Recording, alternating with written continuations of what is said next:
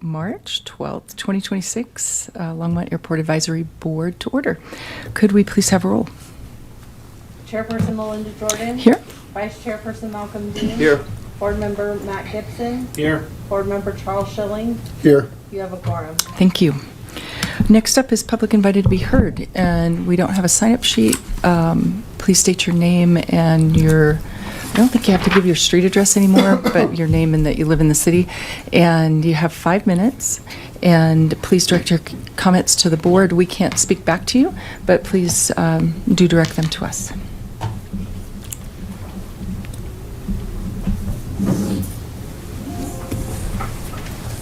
First call.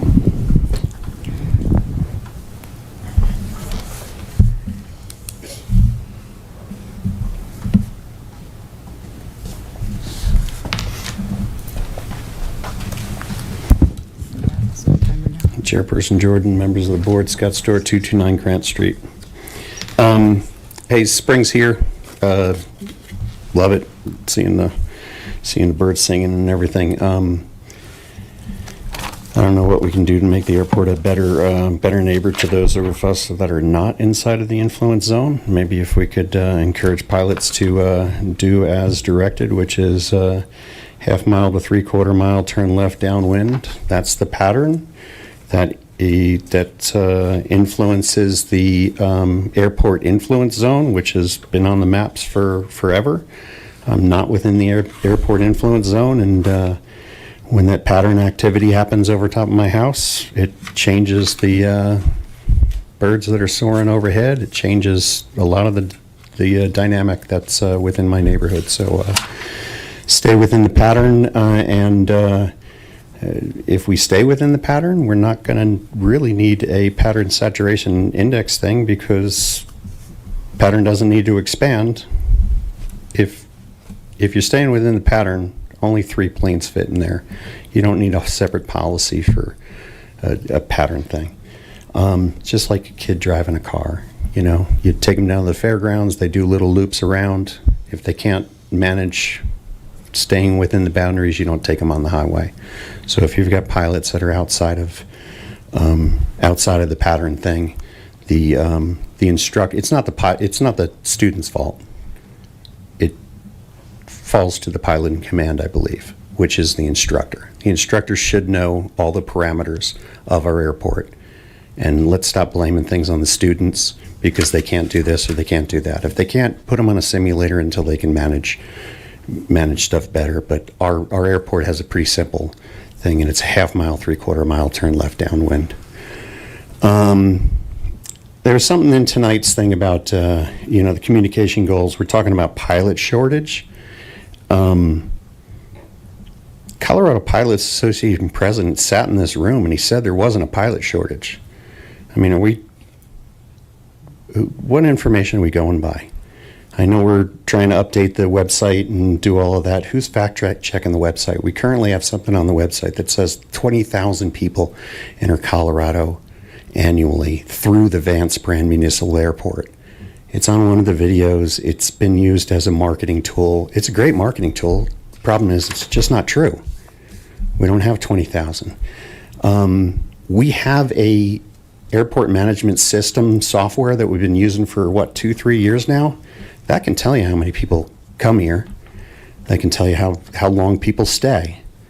Let's use these resources that we have so that we can get better information. You guys should be demanding this better information.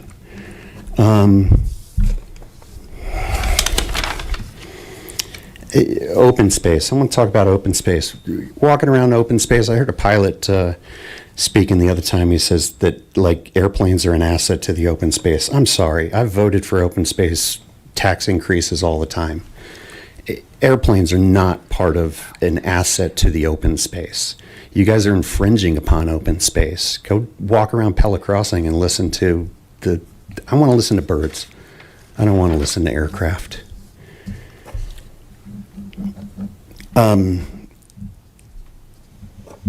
If it's not abundantly clear, the airport does, we talk about developing the airport for the sake of the airport. Let's talk about what the airport does for the community. Yes, we need to be clearer and more transparent on what kind of jobs it's bringing and all of this stuff. The tax revenue that's coming in that's reported by the city is insignificant in comparison to any other area within the city. I mean, like less than $50,000 a year is coming in from tax revenue. If you got so many businesses at the airport, let's start figuring that out and be able to communicate it better.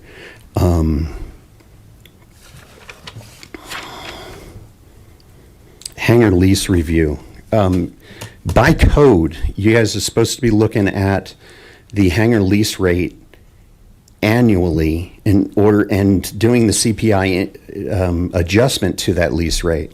We've just signed, 2 new leases, 1 modification of a lease.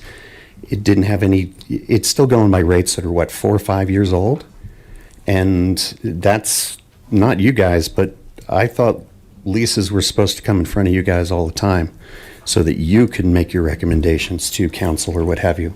A little bit frustrating that we're not keeping up with, because we have financial demands of the airport. I'm probably running out of time. You just did. Thanks. Yeah, thank you. Anybody else would like to speak as public?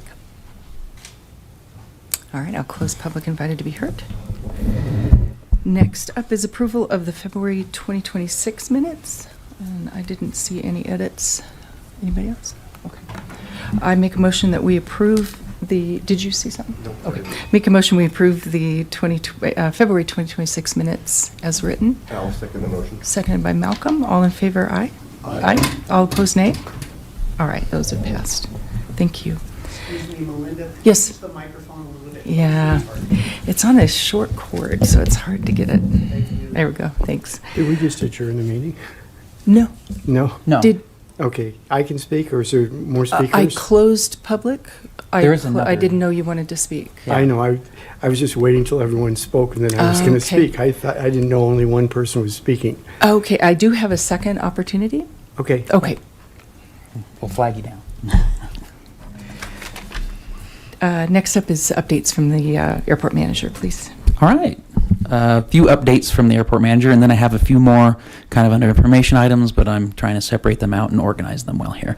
Just a few big ones for this month. We did do the Front Range Airport Managers meeting. That includes the airport managers for the big 5, if you will, as designated by CDOTs. So everyone showed up this month, which is really great to see Centennial, Boulder, me, Rocky Mountain Metro, and then, Erie. Erie was there too. So that was great. One thing that came out of that is I got an invite from Centennial to come participate in their flight instructor meetings, which was really cool. So perhaps maybe not as applicable to us, but it will be good to go down there and kind of see their operation again and kind of sit in on their meetings. Any questions on that? All right, I'll move on. My next item, kickoff. We just did the kickoff for the rates and charges assessment for the airport. So literally just started that kickoff meeting. We did that this week. So moving forward with that, they're hot and heavy into research for our rates and charges. Of course, part of that will be fuel flowage, lease rates, et cetera, et cetera, et cetera. Anything and everything will be included in that study. And that's all I have for my big items airport manager updates.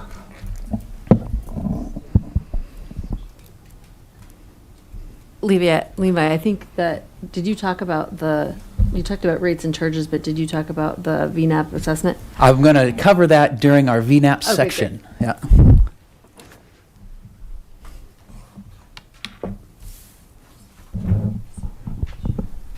Perfect. Yeah, quick question, Levi. How long is that study going to take? What's their expected projection on that? So their projection from, time of initiation or kickoff was supposed to be 90 days. Having talked to them, that I have the feeling that they've been doing quite a bit of work already. So we should be within that window, certainly, is kind of the feeling that I have right now. So that's very good.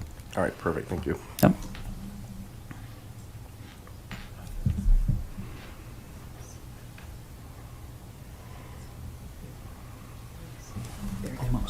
Hey, Levi. On the rates and charges study, can you brief us a little bit on the procurement process there? Like, what are the rules for selecting the supplier? And what selection did you make, and what's the supplier and their credentials? I can briefly go through the procurement. Of course, I wouldn't want to speak as, knowing their system perfectly. But to my understanding... The system that you understand, if you're using the procurement system, I'd like to understand your understanding of I the can process. kind of tell you what they stepped us through. Okay. So since it's a smaller contract, we essentially just have to get 3 bids from 3 qualified people. So we put it out there from 3 bids. To my understanding, via the city's rules, whoever comes back with kind of the best bid on those 3 is the individuals that we select. So that's kind of the way the process went. So the ones that were selected was Bolton and Meek. So we just got the paperwork signed with them, did the kickoff meeting. Okay, when you say the best bid, what's the criteria for the best bid? I think it's, and again, I wouldn't want to speak for procurement, but it's whoever of those 3 gives the city the best bid. Okay, so the city's making this decision, not you? The Yes, and it procurement. was, Okay, there was a clarifies. panel of us, yeah.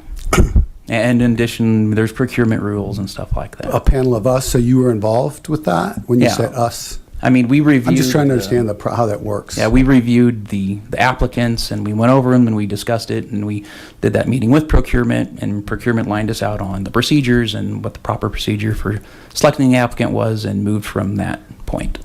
Okay, sorry, I missed, see Jen has a question, but I'm trying to get clear on what the criteria was, and when you say the best, is it price only? Are there other criteria? So it is, as long as they're all companies that can do the work, it's price-based, yes. Okay. Did you have something to add, Jen?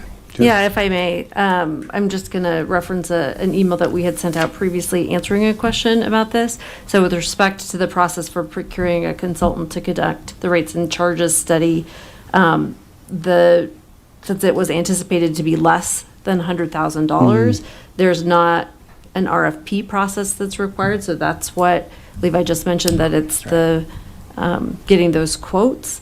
So 3 quotes is acceptable under our purchasing rules, and we put out a scope of services that was reviewed by that team of folks, sent it out to various agencies that do this type of work. We received quotes, and then if all of the vendors have the ability to complete the work, then we're going with the lowest bid. Okay. Yeah. Thank you.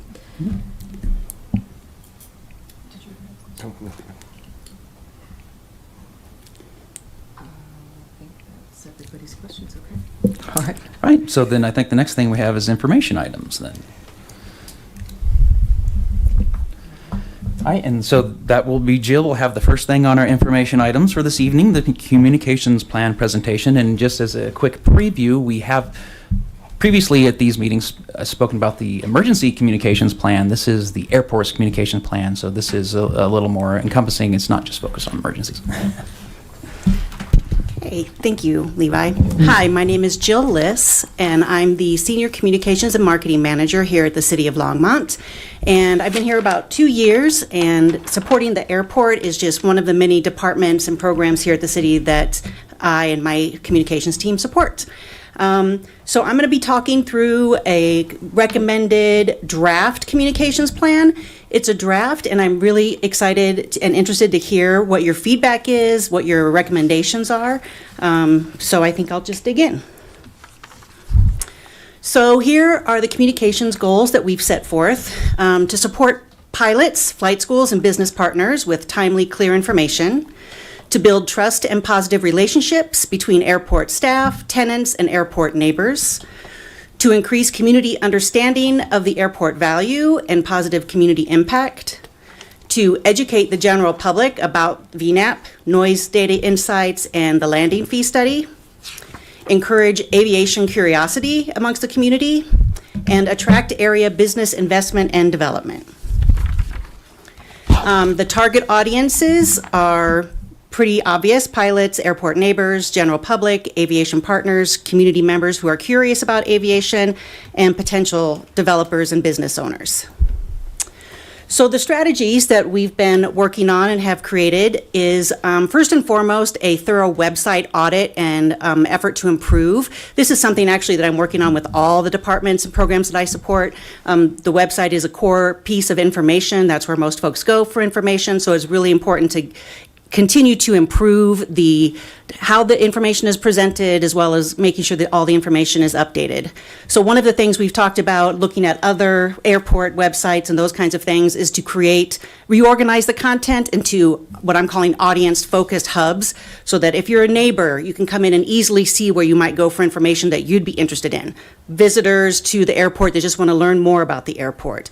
Pilots and, tenants, and then developers. So that's what we're thinking of doing. On the website currently is a very, very thorough list of FAQs, and Levi and I have talked about it would be important to really take a look at those. We've consistently been updating them, but we probably need to take a real thorough look at those and make sure that we're presenting, again, the information, answering all the common questions as clearly as possible. The city, as you know, is having a large effort to increase plain language accessibility in all of our communications, so that'll be something we'll be looking at that through that lens as well. And increase and improve public email communications. Just very recently, in addition to the airport tenant email communications that Levi sends, he has started to, as opportunities arrive, send emails out to anyone who has signed up to get updates. And we're going to start promoting that a little bit more so that people know they can sign up for updates. And we're talking about how we might create more of a regular cadence of communications, not just as an as-needed schedule. And then really focusing on addressing neighborhood concerns. As we'll talk about, the VNAP review project is coming, and one of the key pieces that we'll be working on with that is having a community meeting where we will be listening to the community, understanding more thoroughly their concerns, and seeing what can be done to improve the situation that exists around the airport with noise.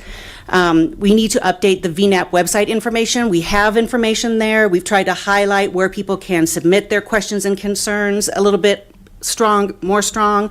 And we also talked about different ways that we might be able to share the information so it's more easily understood. So that might be just, visuals, taking people through the process. Levi has found some videos that some other airports have done to help communicate about this program.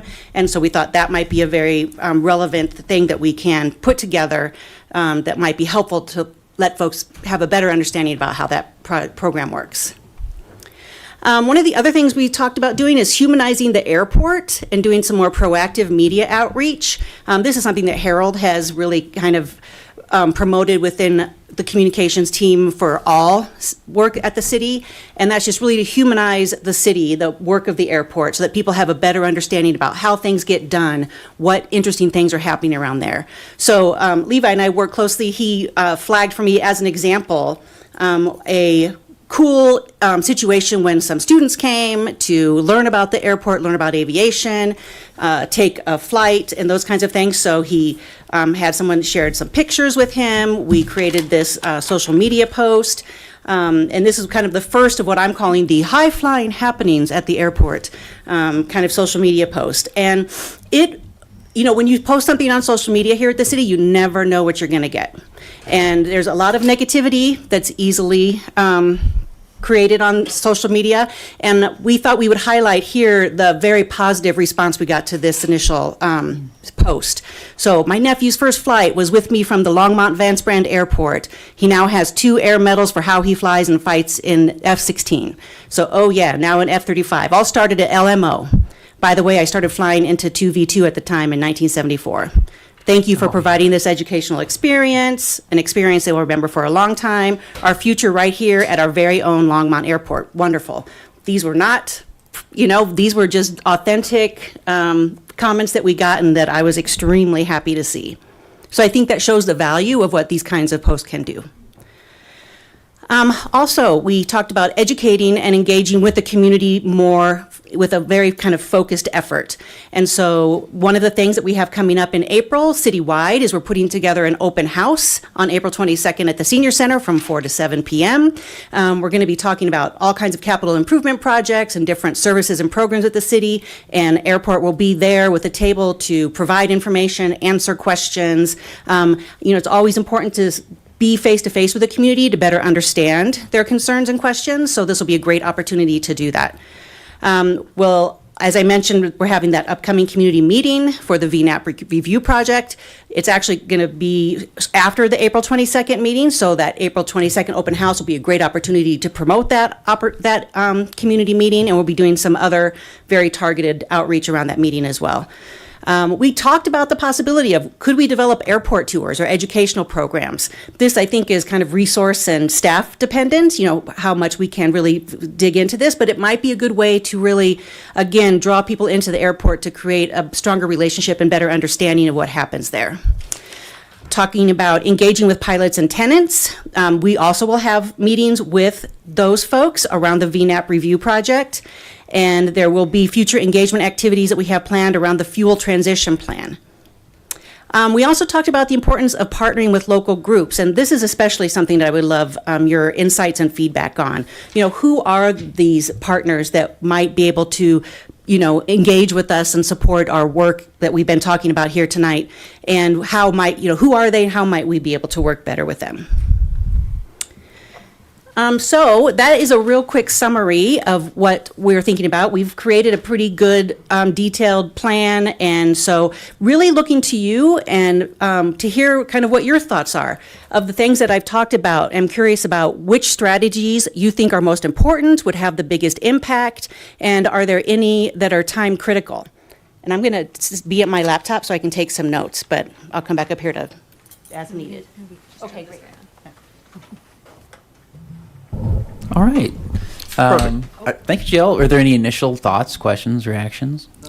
Comment. Yeah, a couple things. First of all, when you use a lot of stuff like VNAP, you want to spell that out in the packet because most people don't necessarily know what that means. So at least from a journalistic standpoint, you always spell out what it is and then use parentheses after that so people understand. Second, I've been at the airport since 1991. A lot of companies, I've met a lot of people who have businesses there who aren't highlighted. A lot of people, mainly people that sit in the back, think the airport's just a bunch of rich people that just hang out and drink cocktails and fly their airplanes around and just irritate the neighbors. That's not true. There's a lot of businesses there, whether they're pilot-related, aviation-related, whatever, and I think they should be highlighted to show that there is a lot of people at the airport that do stuff that's not just pilots necessarily. Mm-hmm. So I think that should be a big thing to be highlighted. So, thank you.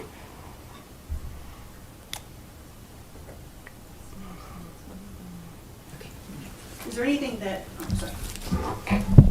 Is there anything that I mentioned that sounded like maybe wouldn't be worth the time or would be a low priority? We can't do it all immediately, so would just be curious if you thought these things would be really critical and these things maybe not as important. For the sake of just being orderly, we'll go through and then people can answer additional questions. Okay. But everybody's mic's lit, so they've all got input. I'm up. Okay. First, thank you for the thoughtful work you've put into this and the presentation. It gives me an even better flavor for where you're coming from versus what was in the packet. So I got a number of questions. So what was the impetus for this? Like, who requested this plan and why now?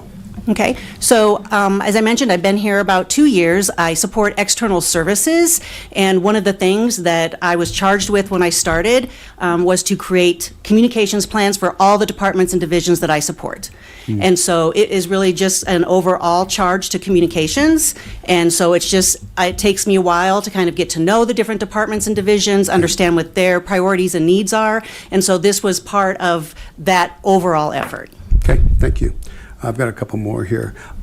So when I look through this and I listen to city council, I hear a lot of talk about city staff and concern with city staff resources and costs for the city and the limited time. And they're actually, the city council is actually axing projects or not taking on projects because they don't have either the time or the money, and they're very worried about burdening staff.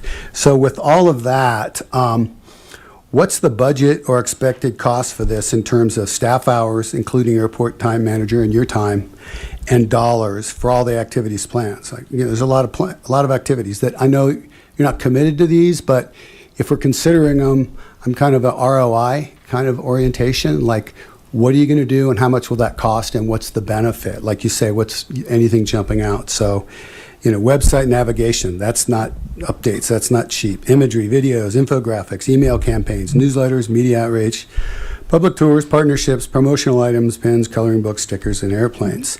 So do we have a budget, or do we have an idea of what this will cost? And if not, as you're going through the priorities, maybe you could attach, time and dollars with each of these aspects to make a better informed decision on what you want to invest in. So I can respond to a couple things on that. Things like the website audit and improvements, the videos, supporting the different communications and outreach activities that we talked about. Those are things that are just, they cost my time, but that's built into what I do every day. Those are the kinds of things that I do. I actually do update the website myself. I work with the departments I support, and we make sure that the information is correct. They're the subject matter experts. I'm the expert in how to present that information online, and so I work on that. And how my time is spent across the many departments in external services that I support changes hour to hour, day to day, week to week, depending on what is just sometimes staring me in the face and that I need to get done. And sometimes, that's part of the reason for the communications plans, so that we can be more proactive and thoughtful about how we spend our times and schedule things throughout the year. So those kinds of things are just built into my time. It would be hard for me to answer exactly how much time I have spent on airport work and how much I would expect to spend in the next year or so. I do not have a communications budget at all. Our communications department has what I would consider a very small budget. And so if there's extra design needs, we have designers on staff. So we talked about updating the airport mark. That would be done in-house with our design staff. So a lot of this work is just being taken care of internally. Things like the promotional items and those kinds of things, pretty low-cost items, and that would come out of Levi's budget, the airport's budget, sorry. And I'm trying to think of what else might you have specific questions about budget-wise? Well, just trying to understand cost, and I assume you're not free, so I think it's problematic if we're going, we don't really know what this is. What I'm hearing is we don't know. I understand you can't pin it down, but I think an estimate would be good, would be appropriate to come forward with when we're talking about embarking on this. So just a suggestion. If I may, I might jump in. So we have a centralized communications staff, and there was a change in the way that we do that over time, and now have brought all of those positions essentially into the general fund. And so even when there is an enterprise fund that has support from the communications department, it's provided across the organization. So all of the folks, Jill and her colleagues who work in the communications department, are supporting the entire city. And while Jill supports external services, which I'm the assistant city manager for external services, so it's all of the different departments and divisions that flow into my position. If Jill was needed for another part of the organization, she would absolutely help out, because it's part of the just like the finance director and kind of other support positions that support those enterprise funds. Jill's time is part of that overall support. And so sort of the way that happens is the administrative transfer fee that's going into how we support HR, how we support finance. I don't know if that's helpful information, but it's essentially that Jill's time is supported throughout the organization, and that's how communications works throughout the organization, not just for the airport. Okay, so I'm getting it's a shared resource, and it comes out of that administrative transfer fee? Part of that administrative transfer fee? That's part of the support that happens through that administrative transfer Okay. fee is is all of those other support functions that happen centrally to support the enterprise funds, if that's Okay. helpful. Yeah. Does the airport have an allocation to that? Is that part of it? I've worked where there's shared resources and on projects, and they get tagged with a certain amount of money from, whether in my world it was design engineers or facilities, and they're shared people. They're people that do work for the whole organization, but a project would charge and get charged a certain amount for that shared resource. I'm not looking for down to the minute, but I just want to make sure these types of activities the costs are understood and somehow tagged back to the airport, so we understand how much the airport costs us. What I think I hear you say is that you're looking for, in the future, an understanding of how much time the communications function has supported the airport, and we can certainly track that moving forward. Just a general number. I'm not looking for the down to the minute, just, this is 10% of your time over the year or something like that. Okay, thank you. Sorry, I'll try to be quicker here. Let's see, was the broader community asked for input into this? I know this is early, but if not, well, first, was the broader community asked for input into this communication plan? If so, great. If not, could they be? They haven't been involved at this stage of the game. Okay. But definitely through even the VNAP meeting that we were talking about, the community engagement meeting. And I'm listening here as people would speak. I'm always listening and learning and trying to figure out what people need, what people's questions are, to make sure that our communications is answering that. So in a way that adds an input to what we do and how we craft messaging and how we make sure that we answer all the questions. And so I will be listening very carefully at these community meetings and in other Great. opportunities that I have to see how I can help. Okay, great. Couple more quickies.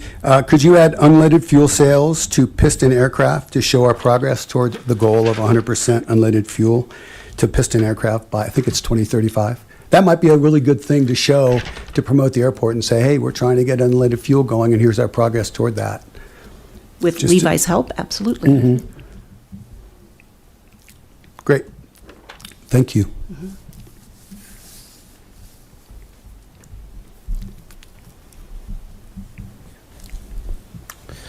Thank you, Jill. I want to go back to that administrative transfer fee because I do feel like Charles does have a bit of a point there.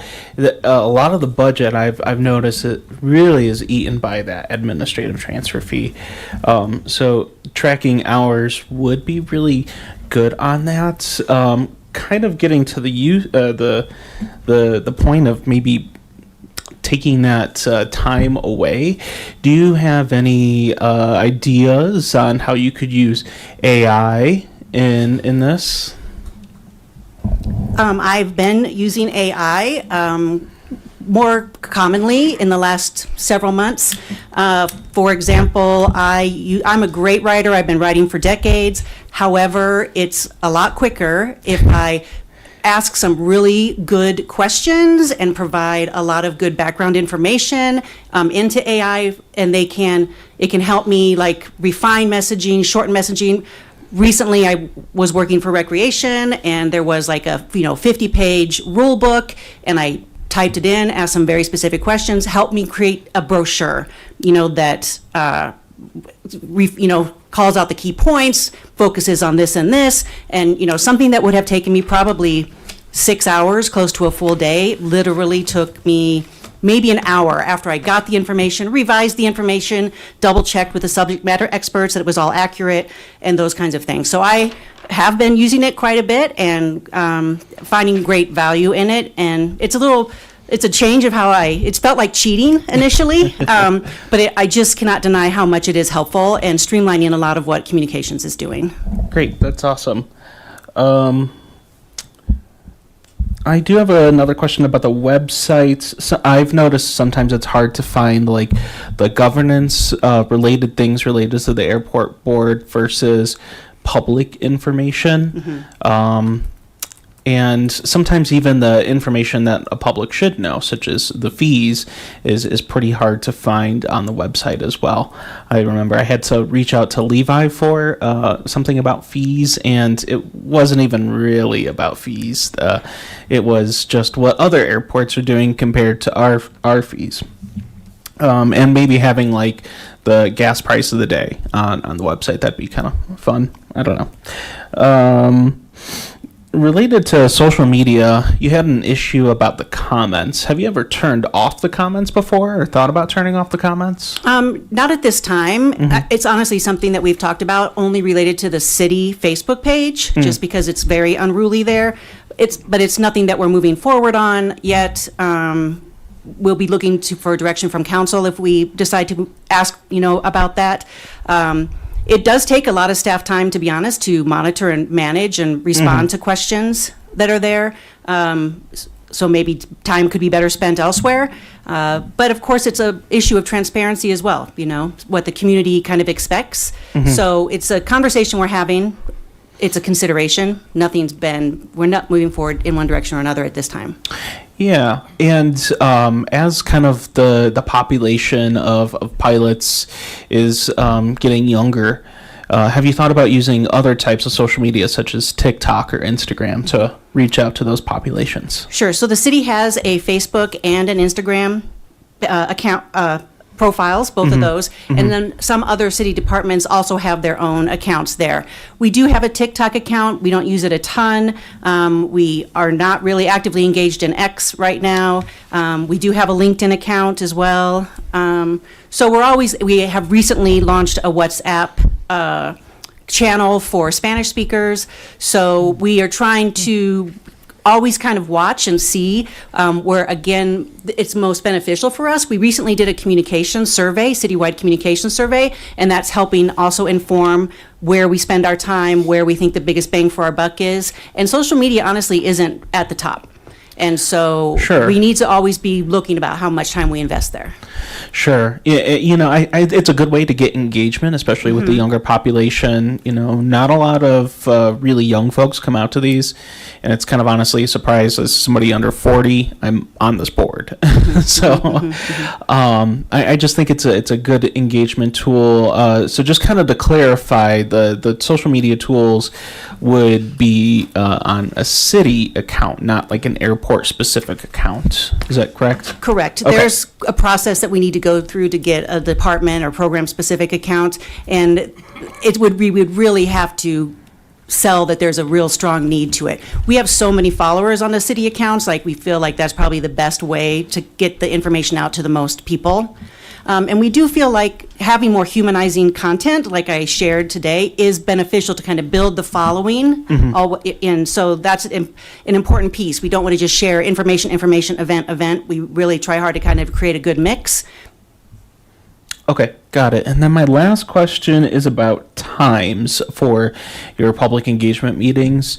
You mentioned that the one at the senior center, but you didn't specify a time. Is that like morning, midday, afternoon? It's 4 to 7 p.m. on a Wednesday. Okay. And we're providing children's activities, so it's going to be a family-friendly event. We're providing free food so that people can come and be there for dinner. And we're having interpreters, ASL interpreter, Spanish interpreter also. So really trying to make it as accessible to as many folks as possible. Okay, great. Wow, thank you. Yeah. Awesome. A couple of last minute things I think that would help too. Small airports traditionally strengthen the community, and it's something you guys really haven't ever discussed or shown. The Longmont Airport's the third oldest airport in Colorado. Boulder was started in 1926 and Stapleton in 1929, and Longmont was opened in 1945. And I think really you guys should push the heritage and what that means and why it's been around for a long time. A lot of airports have come and gone. You can find it on maps. You can find it on Google. If you Google closed airports, they're usually housing developments now.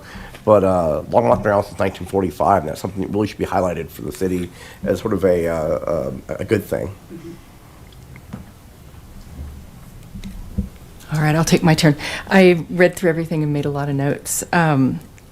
And I have organized the air shows for several iterations and volunteered at them. So, for example, there is a website, there's a Facebook page, Twitter, and Instagram that was started a long time ago, and that was really for the air show stuff. And those are still out there, and people post on them and share photos and events and things like that. So it's more of a neighborhood community kind of page. So that does exist.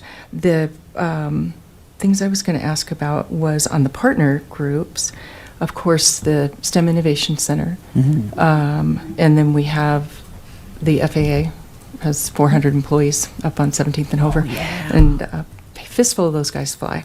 But that's the Artsy, that location, there's only 22 of those in the U.S., and we have one right here. So Artsy, that's the FAA up on 17th and Hover. That's a regional area. What is it? Air Route Traffic Regional Control Center. Air Route Traffic Control Center. So they handle Denver. Like if you're flying in here, you're speaking to Artsy on 17th and Hover from New Mexico, Utah, Wyoming, Montana, Essentially the West. Not Montana. Parts of Idaho. Either you go over to Salt Lake City or you go up to Spokane if you're going that direction. Kansas City, Minneapolis. I mean, there's only 22 of them, and we have one of them right here. And there's over 400 controllers there, and a 24/7 daycare center as a result, which a lot of people get to take advantage of. So there are other things in the city that are aviation related, not necessarily attached to the airport. And then we do have our EAA chapter. They have Young Eagles coming up, which is free flights for kids. And then we have an owners and pilots group, but that's more, they're dealing more with issues on the airport and things like that. But we do have other advocacy groups, the Boy Scouts, Civil Air Patrol, all the people I call on, sheriff's explorers, police cadets, all the people I call on for volunteering at the air show. That's 125 volunteers that I call for the air shows. So there's a lot of engagement through other groups that you wouldn't think of as the airport. The last student I helped at the airport in the fall needed his scout badge for aviation. 12 hours at the field, getting sunburned with me. So a lot of things happen there that people just don't know about, and I always talk about that with our annual report, that I want to get that information in there so that the public, if they want to look at the annual report, can see something a little bit more interesting than just number of takeoffs and landings and the usual stuff, a little bit more about what goes on. We have mercy flights for animals. We have mercy flights for humans. We have those happen far more than people realize. So there's a lot of ancillary things that happen there. So the partner list, I think, can be very robust. And then the website for resources, I would include transportation and lodging referrals for people coming in. So when I do the air show, I get an agreed rate with one of the hotels. It was Candlelight, and they still honor that rate. So we have a preferred rate for people coming in through the airport. We have preferred options for ground transportation for them, and can even let them know about the Longmont ride. And I've been begging for a bike, the free bikes out there, but that program went away. But I've been asking somebody to do that for a long time. When I fly into a remote airport, I either walk. I would ride a bike if there was a bike there, but usually you walk because you've been sitting, and so you want to get out. So and we've got everything at Airport Nelson. People can go get coffee or food. So we've got some nice options right there, and then just straight down to the mall. So I'd include that in the website resources. And then events, of course, the air shows and Young Eagle fly-ins, things that are happening at the airport.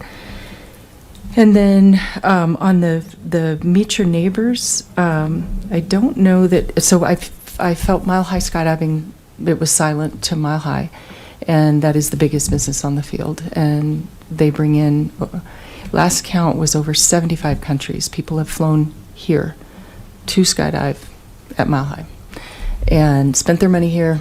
And to Mr. Stewart's question about things that go on, this is the stuff that doesn't get captured easily. But 75 countries. He was the biggest credit card processor in the state. for processing credit cards with his bank. So, I mean, there's a lot that goes on out there, and that's where all those economic impact numbers, people don't see that. They think of the 172s flying around, and that's not the economic impact. It's that kind of thing.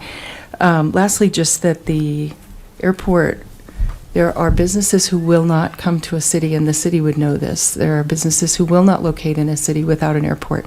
And our airport didn't make the cut for Smuckers because of our runway not being long enough. And that was one of how many ever factors there were involved in that decision, but that was one we couldn't check the box on. They needed a longer runway. They had minimums.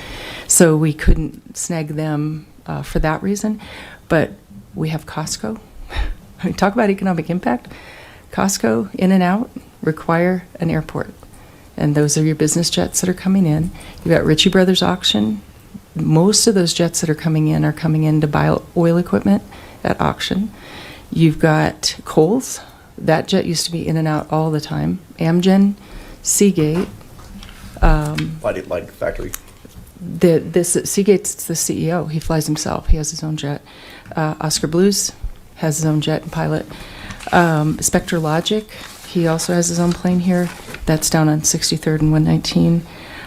We've got Crosstack as a company that's based there. We've got a financial company. He flies all over the place. We have a guy that manages multiple mobile home facilities and flies out to go check on all of those. I've talked to him a few times. We've got doctors who come in, have practice here, fly out to other areas. We've got doctors here who fly out and do remote work. So there's so much more that goes on there than somebody building an airplane or out just flying for pleasure. Far more than what people realize when you see a plane taking off. We know a lot of them if you're on the field, so you see their planes and you know where they're headed, or you check in with them to see where they're going. We have a lot of businesses on the field that are just unknowns, and we have an upholstery business on the field that does airplane and boat upholstery. So the list of features for businesses on the field, in addition to charitable events that are happening there, is wide. So I think you've got tons of content and a lot of material to work with that would be really interesting. And it's, again, the stuff that I've always focused on with the annual report to try to highlight that, but we have to also just meet our requirement on that report. And then the last thing was that the questions at the end, is there internal communications, are members interested, willing, and able to support some of the activities? And the board, as a board, doesn't commit to doing things like this, but individuals on the board, former board members, future board members, have all volunteered. So we've had applicants to the board who worked on the air show. So we do have people coming in from those angles that have worked on other events there. And then I feel like at the airport, pretty much everybody you see out there that's super involved at the airport has been on this board at some point. And then do we provide an opportunity for the community to attend, get involved, and provide feedback? And we definitely do. So we have our public portion. We moved that from 3 minutes to 5 minutes a couple of years ago as a board because we wanted to give people a little bit more time to talk and be sure they could convey exactly what was on their mind and have a little elbow room on time to do that. So we have done those things to open communication, but there's still obviously a lot of room and a lot of need for public communication. It's out there, but again, like everything else, you got to get the newspaper or look at your insert in your power bill or look at social media. And if you're not looking for it, you don't see it. And if you're looking for it, then a quick search. And you can use AI to get a summary. So I applaud that we're on the city's task list to get attention because we haven't had this attention specifically for the airport, and it is the city's airport, and I do appreciate that we're showing up on that list. So you do have, like for the open house or for events at the airport, you've got a team. I've got a list of 125 people who are familiar with setting up chairs and tables, and police who have worked. I've worked with some of the same officers every show. That's the biggest event we do, 8,000 to 10,000 people, and we don't have another one scheduled. So someday hopefully, but right now those resources constantly reaching out to me saying, when's there going to be an air show? When can I do something? So we do have a good list of people that can lend aid for free as volunteers. The other one I'd love to see is a runway 5K, because those are super cool. Centennial's having one. I've done it at Metro. That's super fun. It's just a rare, at Metro it works, any of the airports that have 2 runways because they can keep one active. I don't know that we could ever pull it off, but it's definitely something that would be super fun to do. And we can think outside the box and give the public a chance to come onto the airport. That's really, I think, if I could read your intent, I would give you the benefit of the doubt that what we're trying to do is let the community know they're welcome at the airport. It's got a fence around it, but that's a wildlife fence, but it seems cordoned off, and if you fly commercially, you can't do anything. And that's not the case there. You do have to be careful, and there are a lot of rules on it, but we can have events where people can be on the airport and get comfortable with being there and understand the rules. And that's the first thing I do with my volunteers, is the first meeting is a safety meeting. Show them where they can go, where they can't, what they have to do, and really get them educated on being inside that fence line.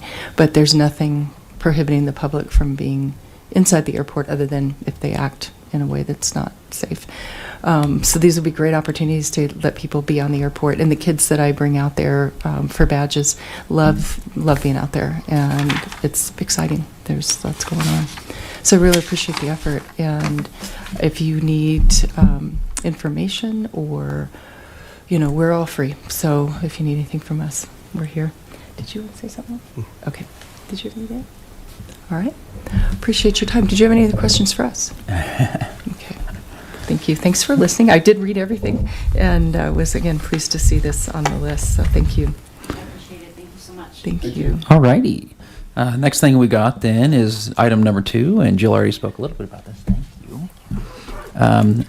But I wanted to say, for our Vance Brand Noise Abatement Program update, and put it in the correct spot, we have been working with AMS, Airport Monitoring Systems, to do a independent assessment on our VNAP procedures, as we've talked about at previous meetings. We did have the kickoff meetings with them also. Part of the conversation we've been having with them in these very first stages is kind of what engagement we're doing with the public. There will be some public engagement type of meetings going on. Again, all in the very, very beginning stages of that, so all yet to come.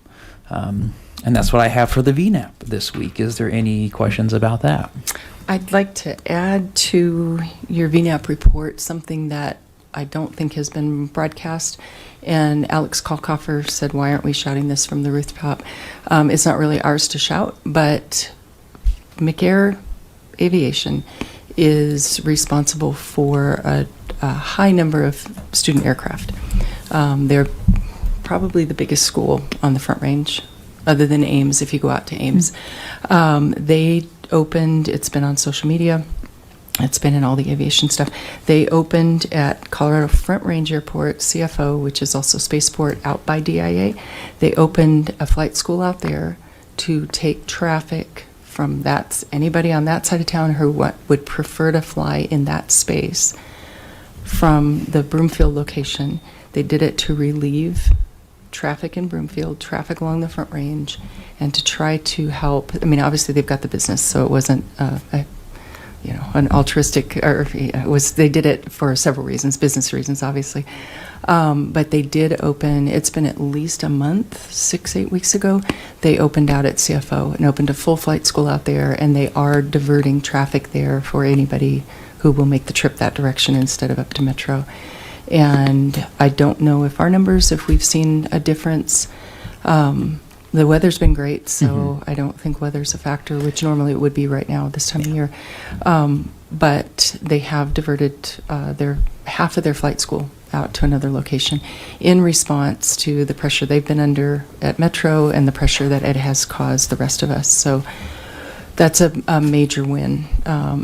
And for people who can go that direction, it's, you're on the Eastern Plains, it's a much easier set of circumstances. You're not up against the mountains with all those restrictions and the winds and the things that we get here. So it made good sense to them, obviously, from a business perspective, but also that was in response, and I did read that in one of their posts. It was in response to the congestion on the Front Range. So thank you to them, congratulations to them, and we should see some effect on our numbers, I think, for traffic along the Front Range at our airport and the surrounding airports. So shouting that from the rooftop on their behalf. Were there any other questions for noise abatement? All right. Oh, hold on. Matthew does. Let's see. I don't know if it's a question, but more to kind of add on that. So you said McCare is now going over to the spaceport. Do you know if Levi, I guess, or Melinda? Do you know if Western is also doing that? Because that's another really big. No. Levi, have you talked to Western as well? I mean, at the last VNAP meetings, we corresponded. Western doesn't have quite the cap or the presence, most likely to do, again, speaking from Older planes. Yeah. McCare is in a position where they're expanding their business, so they're thinking about that. Western, I would say, is probably not in that position, so I would probably not expect to see them open a second location. Again, that's just conjecture and kind of guessing from what I know about the company. Sure. Okay. Thanks. Yeah.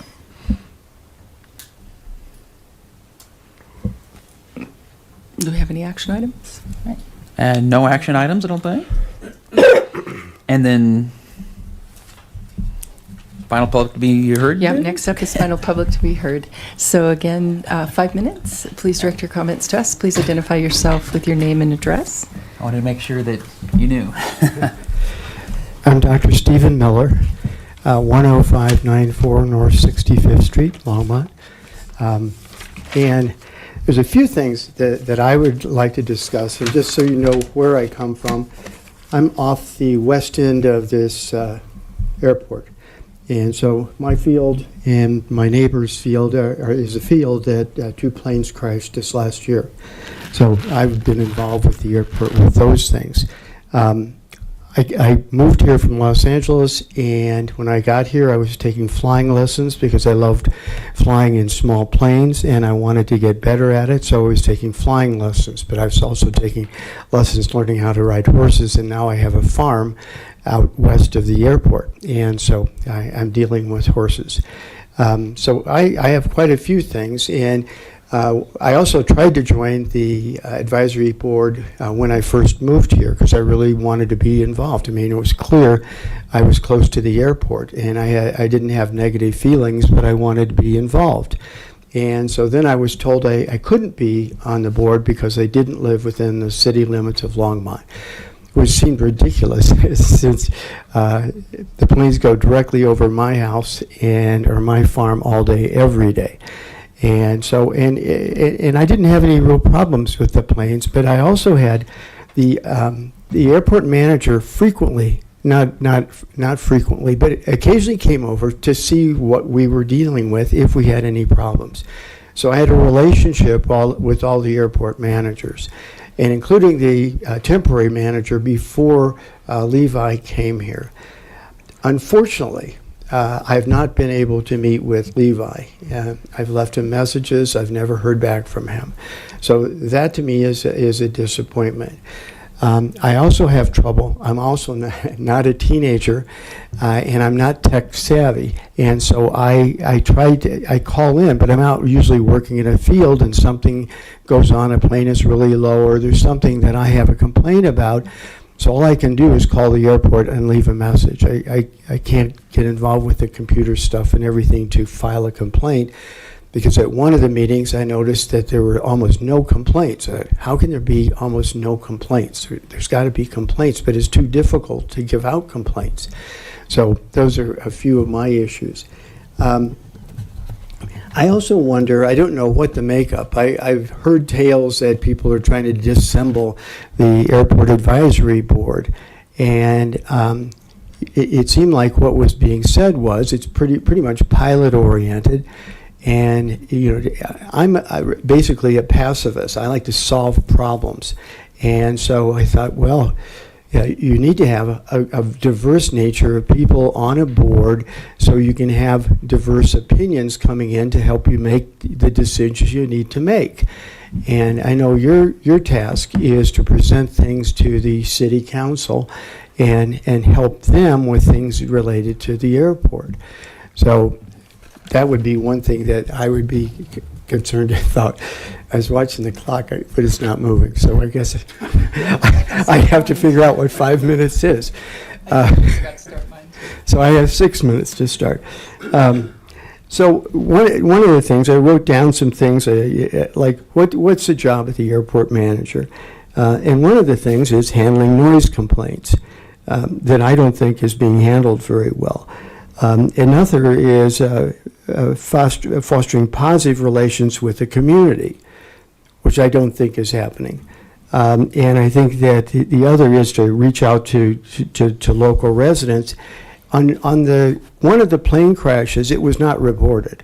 And so the reason the paper even knew about it was because I called the Times Call to complain about this plane that it had engine failure and ended up in my field. But FAA was not notified because there was, quote, no damage to the plane. And I got a call after calling the TC line. It was funny, these communications.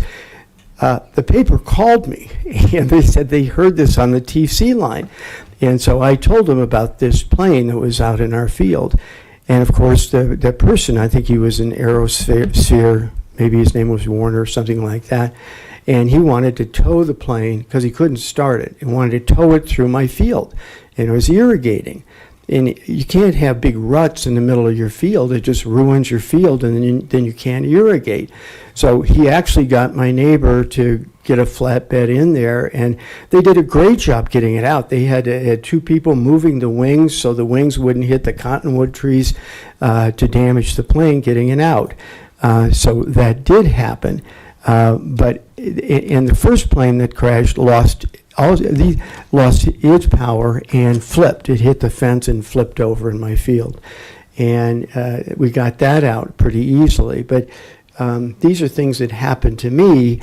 It's why I get involved with the airport. And I also agree with the first gentleman talking about the flight patterns.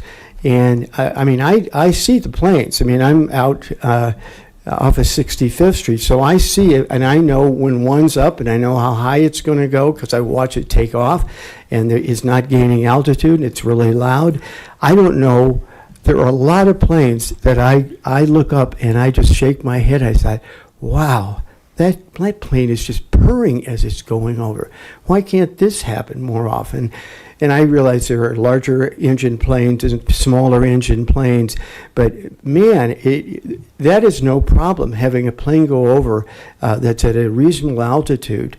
And I have the app, and I know how high they are, and I know where they come from, and I know that in the morning I'll walk a horse down my driveway towards 65th Street, and there's 10 planes that go over, 9 are from someplace other than Vance Brand. And they're usually coming from the north. I'm presuming that's Jeffco that they're coming from. And I happened to be sitting next to a pilot and his son at one of the meetings. I said, how do you guys, when there's all these planes in the morning, one after another going by, how do you guys get up? Well, we have to wait in line. We kind of try to wait till we can get a chance to get in there so we can get up. And that somehow doesn't seem fair to me.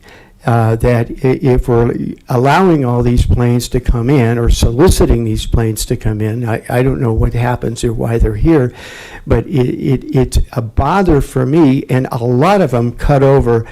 My house would be probably midstream of whatever that flight pattern is that one would take, and they just come right over my house. And that happens frequently at early hours, sometimes really low. I can monitor how high they are. I know how high they are. And so I don't know who does things about complaints about noise. I don't know who does anything about complaints about low-flying planes. I mean, I have the numbers of the planes. I have everything on these planes. And, I don't get any, I've never gotten a call back yet. And so, that's a concern of mine. So I like, when we're talking about the outreach to the community, I would be somebody that I would love to have somebody outreach to me and act like I was a human being, the way I like to treat patients as if they're human beings and that I care about them. I would like to think the airport cares about me, and I don't feel that. And I used to, but I don't any longer. And so that would be something that would be positive for me. And I'd love to see, I'm not an advocate of getting rid of the Airport Advisory Board. I think that has value, and I don't know what the makeup is exactly. I have not seen your CVs to see who does what, but I'm under the impression there's a lot of pilots. And so it would make sense to me. I always like to think I have a lot of people with diverse views that give me input, and I'm better educated. And so I would work towards having as diverse an airport advisory board as you can, and have more of the community involved. And I don't know how one gets on the airport advisory board. I don't know what that mechanism is, but that would be something that I would suggest. And I also get the feeling there's a lot of just lack of oil in the system between the Airport Advisory Board and the City Council, that it's not working as smoothly as it could. There's undercutting. People have their own agendas, and those things seem bothersome. I've kind of researched this before I came up here. And so that's the feeling I get. And so I think that the smoother you all can get everything to work between the board and city council, the better off we all are. Thank you. Thank you. We'll speak to that in a minute when we have our open comments. Do I have anybody else for public invited to be heard?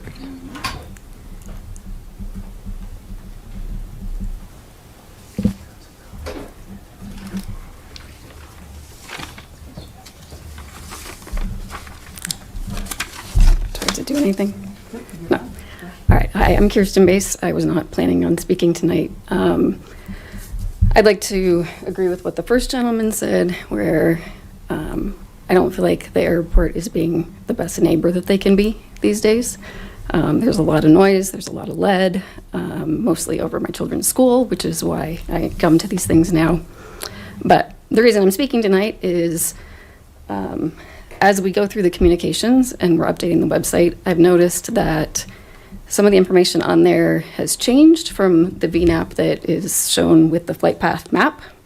The VNAP with the map says touch and go operations are discouraged. And the website has recently been updated to say that touch and go operations should be limited to 10, which it's obviously not been doing, that's not happening either. And outside of 8 a.m. and 8 p.m., it should be limited to 5 and only for training operations. And again, that is not being followed. So I'm noticing that we're slipping our VNAP, making it even more disruptive to the community, and yet that still isn't being followed. They're not following the paths, they're not following the touch and go operations, and we're modifying the rules without, I don't know where these new rules even came from. So I find it disturbing that it's on the website now and it was never approved. Thank you. Thank you.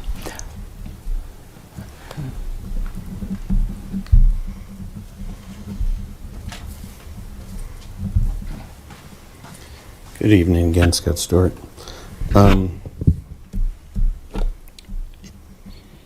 Noise, airport noise. Technology can solve a lot of this problem. I know as soon as somebody mentions noise, they say we can get a grant for this and we can do an FAA noise study or what have you. Let's be honest, the FAA noise study is an average of noise over a 24-hour period. Will never exceed an FAA thing. So if you're thinking about an FAA noise study, you're wasting money. We do have an issue in the community. This can be solved with technology. There's plenty of people here that are willing to put a monitor at their property, and technology can identify an aircraft from a car, from a gunshot, from a what have you. Let's put some of this stuff out here and get some actual data that we can look back on and make some real decisions about the airport. We don't need to hide this in some kind of bureaucratic thing where we're, hiding behind an FAA rule that we will never exceed. There's a rule at the airport, within the airport rules and regulations, about incident reports. If you get a skydiver that lands outside of the zone, outside of the drop zone, there should be an incident report on it. I would argue that there should be an incident report for planes that are operating around the airport that don't make it back to the airport property. You're not even going to need an incident report for any of this stuff. We have 3 of them land in fields this year. You're not going to have incident reports. If you don't know that there's been 3, then okay. I'm really encouraged by some of the communication that we're having here tonight, and I think, although we can all be emotional about this and get fired up or what have you, we really need to be talking together. And I'm encouraged by some of the conversations that have happened lately. Chairperson Gibson had mentioned that the administrative transfer fee was a decent part of the budget, and I don't think he's wrong in that. I hope he understands that the administrative transfer fee is actually half of what it should be. It's been discounted to the airport because the airport hasn't been able to pay all of its bills. But it's kind of a roundabout way of allowing the airport to say that it covers its expenses and it pays for itself, yet if you don't get the full bill, you're not paying your full way. So other enterprise funds like golf and what have you, they spend the money for employees. Whatever you're paying to the city for their expertise, whether it be in marketing, whether it be in administrative help or what have you, is well worth whatever the fee the city's charging. They've got experts doing this. They do it day in and day out. You don't have to bring on a new hire in order to train them and do all of this stuff. What the city charges for administrative transfer fee is, I think, a deal and a half. Let's see if we can figure out how to pay for the entire thing so that the city doesn't have to. This is money that should be going back to the general fund, and it's not. That's not right. And for the airport to say that they pay their own way and everything is great, no, you need to adjust your fees. We kind of poo-pooed the idea of landing fees. Honestly, landing fees help you guys out tremendously. Figure out a way to implement some of that, and yes, it might lessen some of the traffic, but for Longmont people that are flying in and out for Longmont, you're not going to discourage any of them for a weight-based landing fee of a couple of bucks, but it will bring additional revenue that's needed for this airport. I appreciate the conversations. Thank you for the tone of everybody, and have a great night.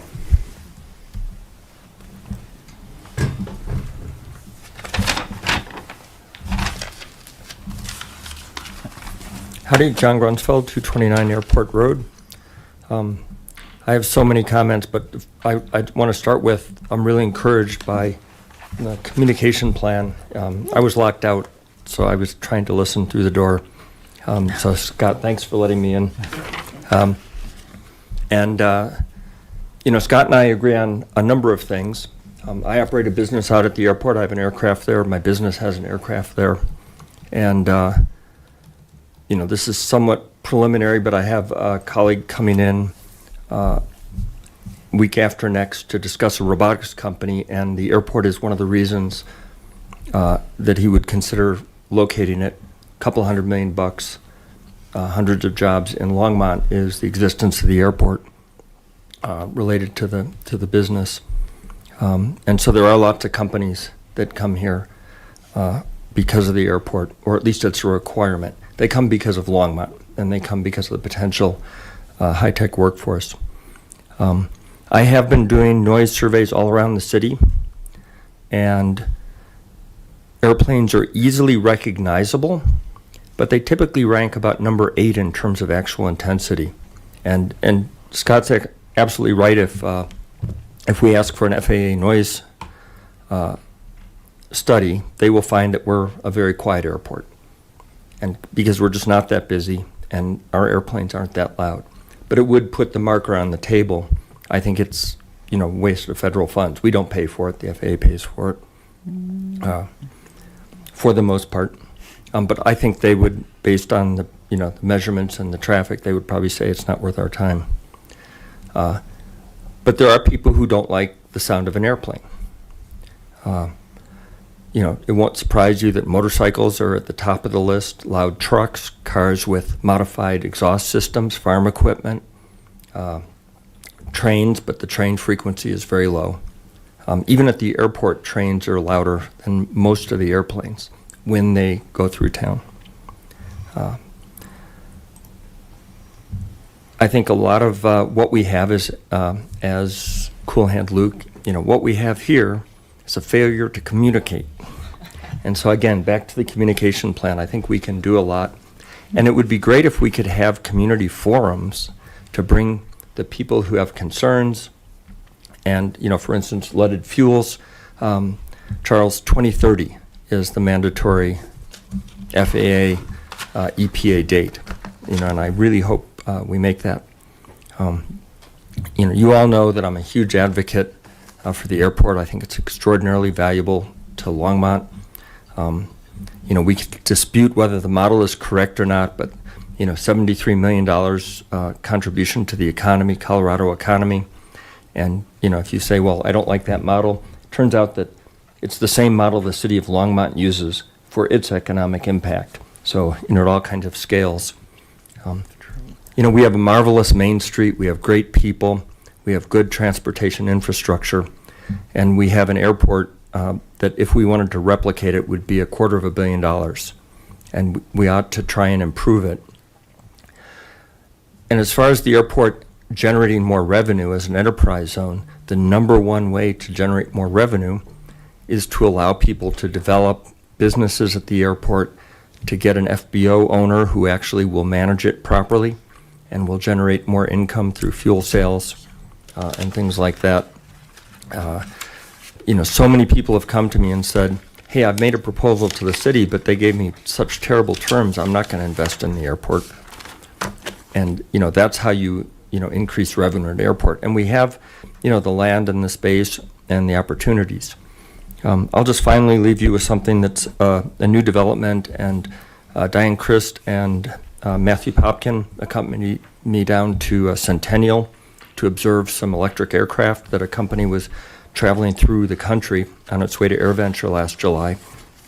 And Centennial Flyers, which is one of the flight schools at Centennial, has now ordered 6 of those electric aircraft. And as soon as they're ready, they'll start flying those. They expect them to arrive in 2027, which sounds like a long way off, but it's not a long way off anymore. And the overflight noise of one of those aircraft is quieter than a car driving by Airport Road. And so I don't know how many of those will come here, but if we could get the state to encourage more investment in electric aircraft, if we can get the infrastructure, airplanes then basically become silent. They don't burn leaded fuel because they don't burn fuel. Thanks. Thanks.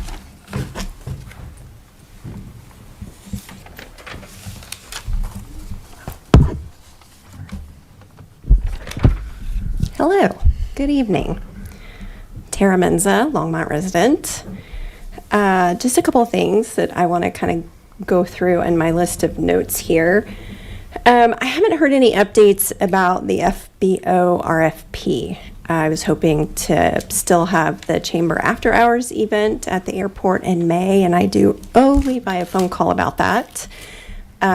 I know the FBO is where we were looking at having that, and bringing the community into the airport is the reason why I suggested that.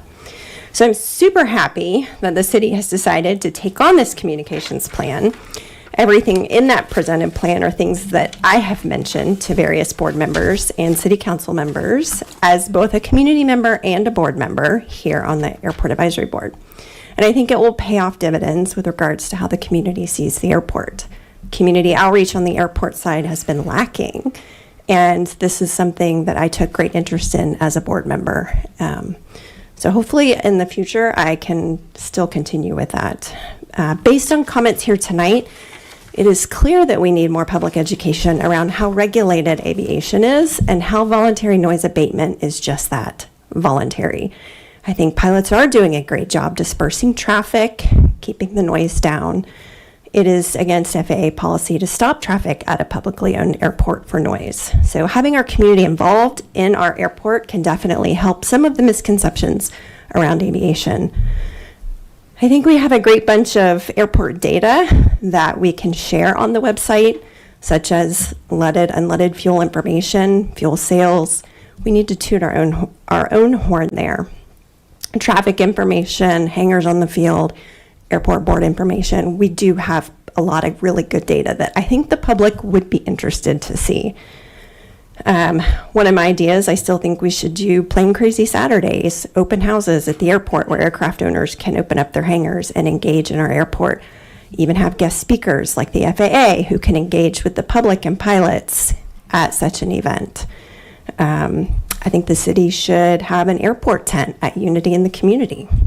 Have little airplanes that kids can pick up and fly around, and you talk about airport stuff and you engage in the community. I do think that the city council fiasco with the airport board will for sure turn off Sundance and the money that can come with it through our airport. And hopefully that gets resolved quickly. And then last, I just want to know, when I was on the board, we didn't talk about this, but are there any board policies around development requests and approvals around the airport influence zone? And does this board talk to the planning and zoning board? How do we get communication regarding different infrastructure that could possibly be really bad for our airport? So I just wanted to bring that up to you guys. Thank you. Do I have any other public that would like to speak? Going once, going twice. All right, I'll close public invited to be heard, and it's time for comments. I'll go ahead and start. Tara answered some questions. To the public questions, the voluntary noise abatement is a voluntary, it's an advisement, and it is voluntary in that it's not enforceable. We are not, aviation is not regulated, it is not controlled by sections of highway, guardrails, all those things. So there is, as you enter the area, you can come in from any direction, and it is transportation. So people are coming and going. It does generate traffic. That is the whole idea, is for planes to leave and come there. So we can enter the pattern. There's recommended ways to enter the pattern, but you can come at the airport from any direction. It's more of an altitude issue here because we're under the Denver International Mode C Veil. So we are regulated in what we do, but you are operating in an environment that is three-dimensional, and so you're controlling altitude, speed, direction, a lot of different things. So there are answers to the questions that people ask. Dr. Grunsfeld is always really good about pulling out his iPad, and he can show you maps relative to where you live or where you're concerned about. And there's usually a reasonable explanation for flights over your property at different altitudes if they're on the departure end. The incidents of last year were reported. I don't know, I can't speak for the flight school with the plane that wasn't damaged, but the rest of them have to be reported to the FAA. There's just not, unless you're interested in it, you'd go out to NTSB Carol, C-A-R-O-L, and that's where you can get crash reports. It takes about 2 years before they provide a final report, so you usually have forgotten about it by the time it comes out, but you can look back historically and look up previous accidents and get all the information you want out there with the NTSB reports. And to clarify that this board, our charter, our charge is to advise council, and we are to check on the budget, talk about policies, procedures, make recommendations. We aren't, your city council is who serves the city. We serve the city council. So if you want to talk about the airport, this is a great place to come do it because we're taking a lot of notes and it's in the public forum. But also, for like being outside the city limits to be on this board. That's their rule. It's the rule for all the boards.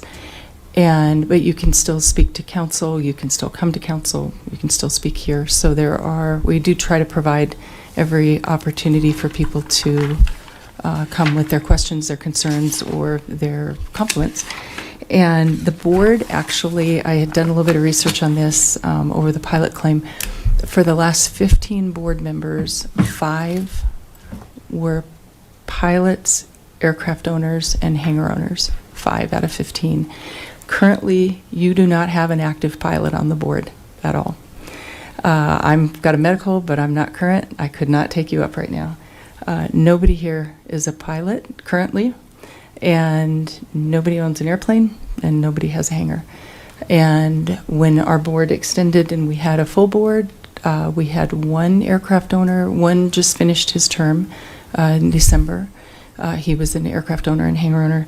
And we had 1 other sitting member, but historically, and I've never known anybody on the board until they joined the board. It's not, I met all these people after I joined the board, so it's not a club, it's not a members only kind of situation, but you do have to live in the city, and that's their rule. So, and then we do take note, and we have been working very hard on the communication for overflights, for the flight school traffic. But again, a lot of those students are people who work all day and they're training in the evening or training early in the morning. And I'm right in the pattern. I'm directly under downwind for 1-1. I work from home and I keep my windows open. And so I'm right there. I'm right directly in the line of fire. So just to let you know, if you do have questions though specifically about what you're seeing, or we can help you get those answers. There is an answer for everything. And then the last thing, Levi, I wanted to ask to the budget situation. Where 2 questions that I don't expect you to answer tonight. On the administrative transfer fee, it has gone up considerably, and so I would ask, what is that percentage? Because it was reduced years ago when I first joined the board. It was reduced, and it was the backlash from all the lawsuits. So that's why our transfer fee was so high. And then the city agreed that the load of the airport manager, which was David Slater at the time, they came up with the new number for us. So that was our number. It wasn't subsidized or a rebate or anything like that. So I'd be curious to know where we sit with that. And then the one that bothers me the most is the fleet lease operating number. You buy a vehicle and it sits on the field and it never leaves the field. I've seen you driving the taxiways and the runway, doing inspections. I see you there at night driving it. But it doesn't, I don't even think it leaves the fence. And so you cannot even need an oil change once a year. You could never need a set of tires in the life of the vehicle. So what is $31,000 going toward? I would like to know that. And that's a troublesome number to me. And knowing that vehicle never leaves. I see it there. I see you using it, but it never goes anywhere. And knowing what it cost me to operate my vehicle when I put a lot more miles on it, and need a windshield and all the other things that go with it. So a better look at our budget. I've always been asking, what can we do to help offset expenses that could be handled by volunteer effort? And I've been the first one to volunteer, always, to do administrative things. Or when I take volunteers out, I have them do the FOD walks and give you reports back on things we find, and we clean up and do perimeter work. So we do have a vibrant volunteer community that's constantly asking for opportunities to be on the field. And yet I know most of the services, we also, as much as we have restrictions in the air, we have restrictions on the ground about how things have to be done. And I don't know that there's opportunities for that, but just know that there are a lot of people that are regularly asking for opportunities to do things at the airport. But I would love to see, we don't get our income with the budget, so we only get the expenses. So it's not nobody runs a business like that. So we really do need to have full insight. And I'm asking you to ask ahead for us to be able to see that. that is one of the things we're charged with, is looking at the budget. And then again, the lease operating fee, definitely, I do not understand that fee at all, and would like to or challenge it. And for the open house, do you need, for the city open house, April 22nd? Is the city, will you be, I trust you would be at that event? Yes, I'll be at that event. Okay, perfect. If you need any help or relief, I used to join David Slater with the tent, Unity of the Community. We were there in the past. And I don't think we've had a tent there in a while, but I stood there and he got injured. He cut his hand terribly. I remember it well. So we are, the community's here to help, and that volunteer community from the air shows, especially, that's a large number of people.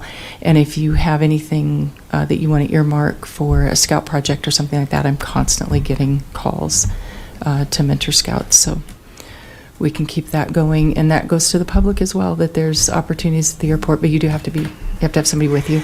And there's opportunities out there for just public service work as well. So for the air show, I did have I had several individuals who needed public service hours, and they were able to clock their hours through a charitable that we had at the airport, but that has been dissolved, unfortunately. But there are a lot of opportunities at the airport for people to come on and participate without any credentials in aviation. So it is open. The flight deck grill area is obviously one of the easier areas to come watch what goes on, and then down at the observation end on Airport Road as well. We've tried to make that comfortable for the public to come see from outside the fence. So I appreciate anybody who wants to come out and see what's going on. And but on windy days, don't bother, because you're not going to see a lot of traffic. So when we have super low clouds or high wind, and I see people lined up at the fence, I think you're not going to get a show today. But there's plenty that goes on out there, and so it's an exciting place to be. I will go to Charles. Thank you. Thank you for bringing up the budget. I have similar questions, but I will go through them just to add emphasis and clarity.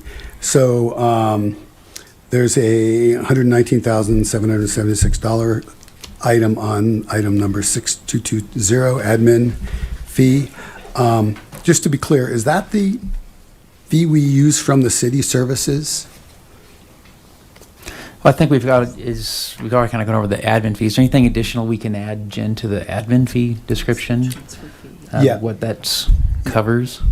Well, the question is that $119,000 and some $119,000, is that the admin fee from the city that we keep referring to? I just want to make sure I see it on the budget. Is that the item? That would be talks the about administration transfer fee, to my knowledge, yeah. Great. And similar to what we just talked about, what is the discount on this number? I think you asked the same question. Yeah. So do you know what that number is? And we'd have to get a report from finance and the history and stuff like that. So I would like to make a request, as this just keeps coming up, if you could put an asterisk or some kind of footnote saying, yes, this is the admin transfer fee, and this is the discount we get from that. So this is the amount the city is subsidizing the airport, or comping the airport, or whatever word you want to use. I think being transparent on that would be good, because it is not transparent based on what you just heard the chairman ask and what I'm asking. Then also, thank you, no budget's complete without the revenue side. We need the revenue side of that budget. So we see the costs, where's the income? So we can get a clear picture of that. And then within the income, I would like to request that we include federal, state, and any other city income. Covered the city income with admin trends. Is there any other benefits the city is giving the airport that could show up as resource dollars or human resources? Just to call that out. So we have a fully transparent budget. We know income, expenses, income, where's it coming from? So that's the budget. If I could move on to the Good Neighbor Award, thank you. It's a cool idea. It's kind of a multi-part question, so I'll just lay it all out. What's the criteria for the award? And since this is a Good Neighbor Award, were neighbors proactively consulted about the criteria and selection for the recipient beyond just the update in the newsletter?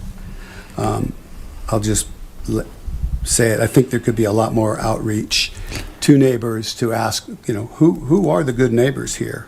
Well, keep in mind, the Good Neighbor Award is kind of focused on pilot participation in the VNAP. So what we're really looking for is, pilots that kind of embody the spirit of that. It's kind of the idea is outreach to the pilot side of things.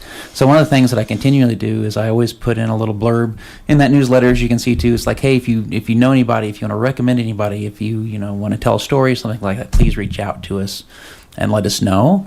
I have gotten a whole lot of responses back on that request. So usually when we go after that, and it's pretty much me, I'll try to find someone who's actively been working with the airport to help. So the most recent one was Kate Connor, because she actually bent over backwards and made an effort to go to the VNAP meetings and kind of try to spread the word and talk to the other flight schools and talk about the concerns that the neighborhood has. So that's why she won the last one.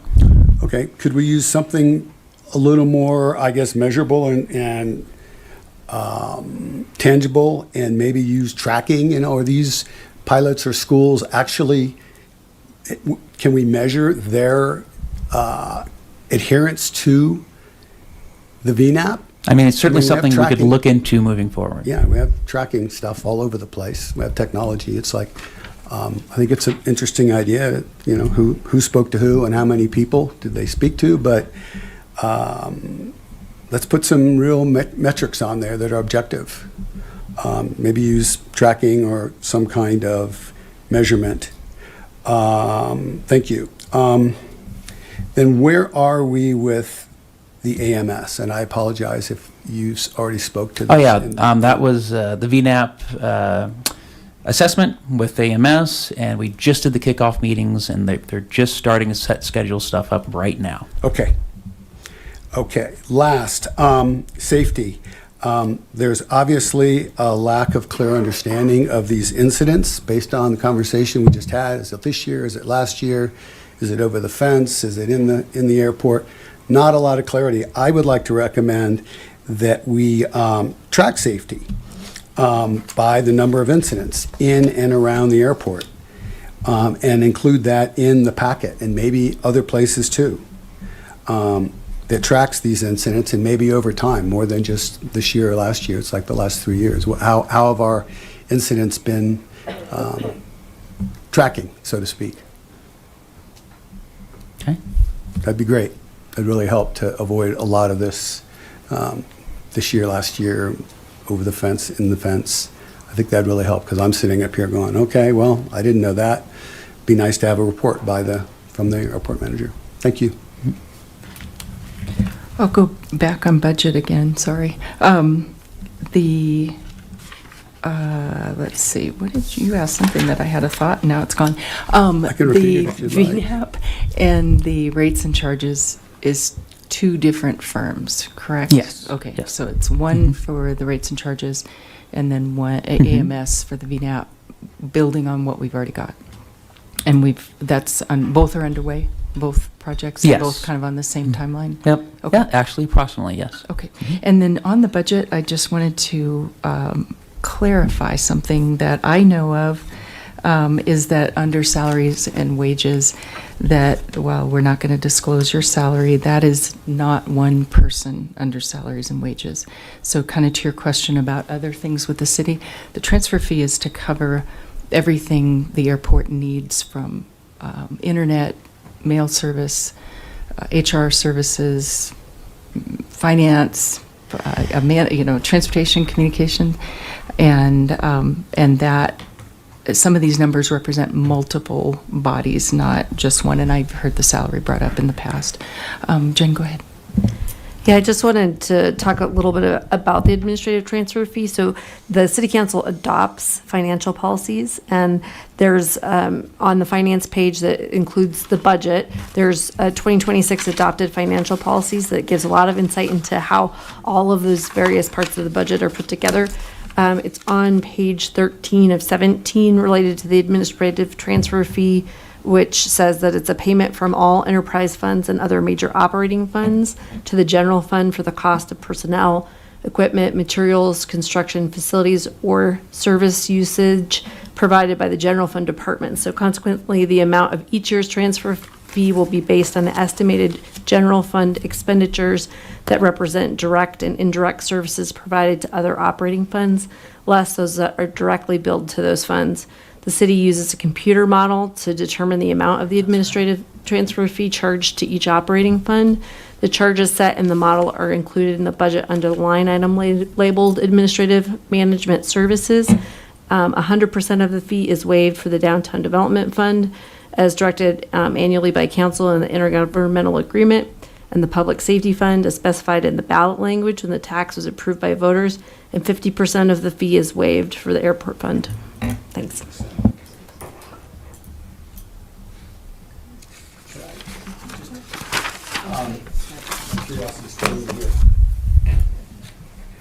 Okay, thank you. That was super helpful. So circling back, you may or may not be able to answer this, but when I was poking at how much is this marketing campaign going to cost, and there wasn't a real clear answer, and I don't blame you. I mean, it's like, geez, I don't track my hours. Could we make some estimates from that long paragraph that you just read on what this communications community education plan would cost from that computer model?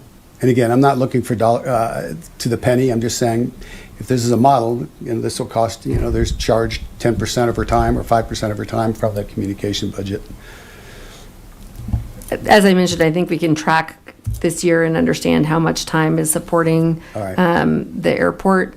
And I think that we're happy to do that. It's going to be a round number. It's not going to be exact. We're not sitting there with the stop Gotcha. clock like Not expecting that. a firm might, or a law firm in particular might. But we can probably estimate it's a certain number of hours per year that's been supporting the airport. That'd be great, just so we have an understanding of the cost and the benefit. Thanks. It's stuck on.